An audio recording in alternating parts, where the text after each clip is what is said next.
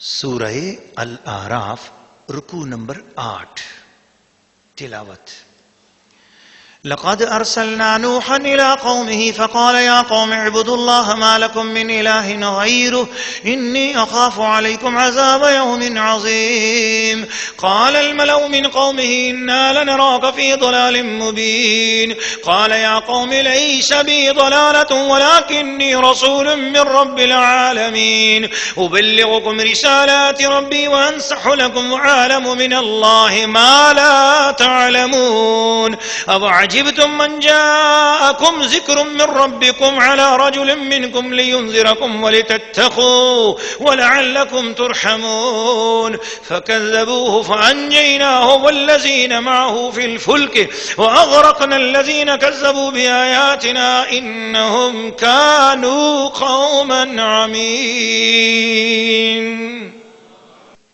سورہ الاعراف رکوع نمبر 8 ترجمہ کنز الایمان. بے شک ہم نے نوح کو اس کی قوم کی طرف بھیجا تو اس نے کہا اے میری قوم اللہ کو پوجو، اس کے سوا تمہارا کوئی معبود نہیں. بے شک مجھے تم پر بڑے دن کے عذاب کا ڈر ہے. اس کی قوم کے سردار بولے بے شک ہم تمہیں کھلی گمراہی میں دیکھتے ہیں. کہا اے میری قوم مجھ میں گمراہی کچھ نہیں، میں تو رب العالمین کا رسول ہوں، تمہیں اپنے رب کی رسالتیں پہنچاتا اور تمہارا بھلا چاہتا، اور میں اللہ کی طرف سے وہ علم رکھتا ہوں جو تم نہیں رکھتے. اور کیا تمہیں اس کا اچنبھا ہوا کہ تمہارے پاس تمہارے رب کی طرف سے ایک نصیحت آئی تم میں کہ ایک مرد کی معرفت کہ وہ تمہیں ڈرائے اور تم ڈرو اور کہیں تم پر رحم ہو؟ تو انہوں نے اسے جھٹلایا تو ہم نے اسے اور جو اس کے ساتھ کشتی میں تھے نجات دی اور اپنی آیتیں جھٹلانے والوں کو ڈبو دیا. بے شک وہ اندھا گروہ تھا. سورہ الاعراف رکوع نمبر 8 تفسیر. ناظرین و ناظرات اور سامعین و سامعات، محبت والو، عقیدت والو، رسول پاک کے غلاموں، اللہ کے پیارے بندو، اس پورے رکوع کا خلاصہ اللہ پاک اب سنانا چاہ رہا ہے. اپنی باتیں دعا کی تعلیم دینے کے بعد رب تعالیٰ پھر بتا رہا ہے کہ دیکھو میں نے رسول بھیجے حضرت نوح علیہ السلام. ارسلنا نوحا، ہم نے نوح کو بھیجا تھا الی قومہ، ان کی قوم کی طرف. فقال یا قوم، اور نوح علیہ السلام نے وہاں جا کر کیا کیا قوم میں؟ یا قوم اعبدوا اللہ، اے قوم اللہ کی بندگی کرو. تو نبیوں کا کام ہی یہ ہوتا ہے کہ وہ اللہ کی بندگی کرواتے ہیں. اس سے ایک بات پتہ چلی کہ اللہ کی بندگی ڈائریکٹ کرنا مشکل کام ہے. اللہ کی بندگی آسان نہیں ہے. اللہ کی بندگی ایک خاص عمل ہے، ایک خاص قبولیت ہے. جو اللہ کو پسند ہو وہ کام، اور وہ کام کسے پتا ہے؟ کون کہہ سکتا ہے کہ اللہ کو کون سا کام پسند ہے؟ اگر اسلام، شریعت، دین، نبی اکرم صلی اللہ علیہ وسلم کا واسطہ بیچ میں سے ہٹ جائے تو یہ بتاؤ اللہ نے کہا نماز پڑھو تو کس چیز کو بولے وہ نماز پڑھے؟ بتاؤ نماز کسے کہتے ہیں؟ زکوٰۃ دو، زکوٰۃ کسے کہتے ہیں؟ حج کرو، حج کسے کہتے ہیں؟ تو اللہ ایک حکم دیتا ہے، مگر اس حکم کو سمجھانے کے لیے اس کے ساتھ ایک حکیم بھی عطا کرتا ہے، ایک کریم بھی عطا کرتا ہے، ایک عظیم رسول دیتا ہے، ایک بلند حوصلے والا جو ان حکموں کو صحیح طریقے سے جاننے والا ہوتا ہے، جو جانتا ہے کہ رب کی بندگی کا راز کیا ہے، کیسے بندگی کی جاتی ہے.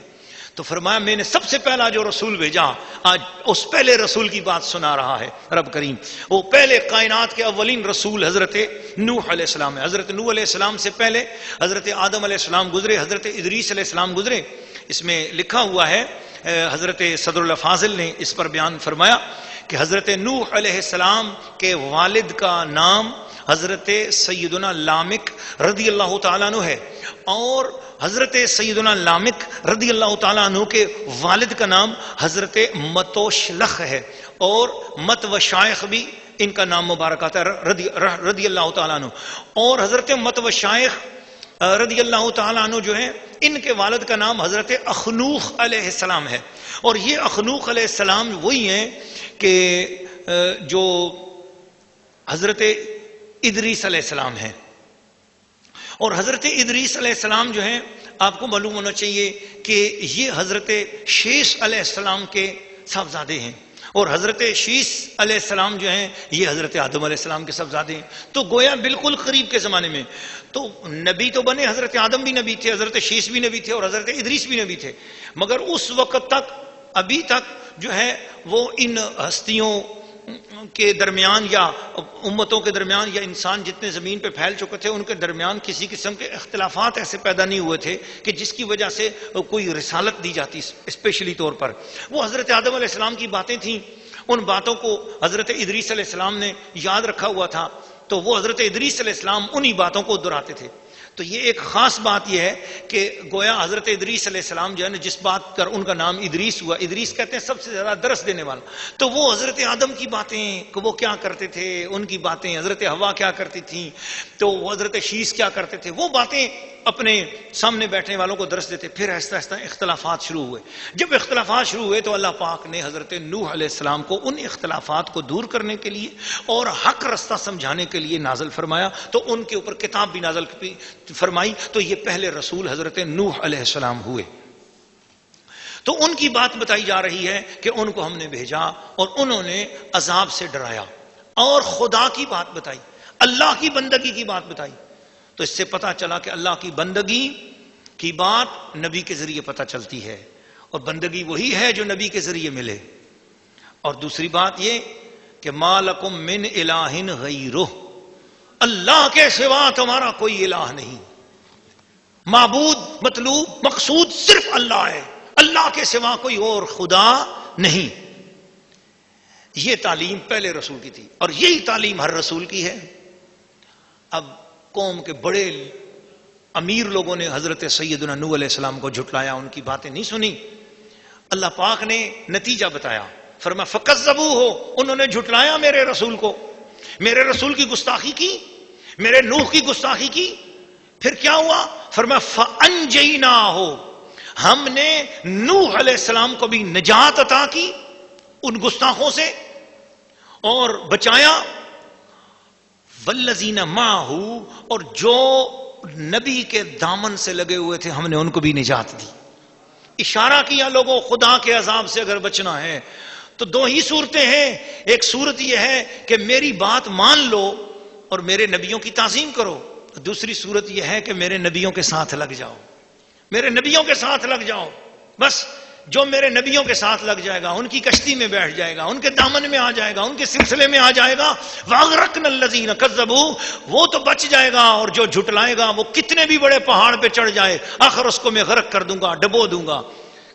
کذبوا بآیاتنا، انہوں نے ہماری آیتوں کو جھٹلایا جن کو میں نے غرق کیا. انہم کانوا قوما امین، وہ اندھے تھے.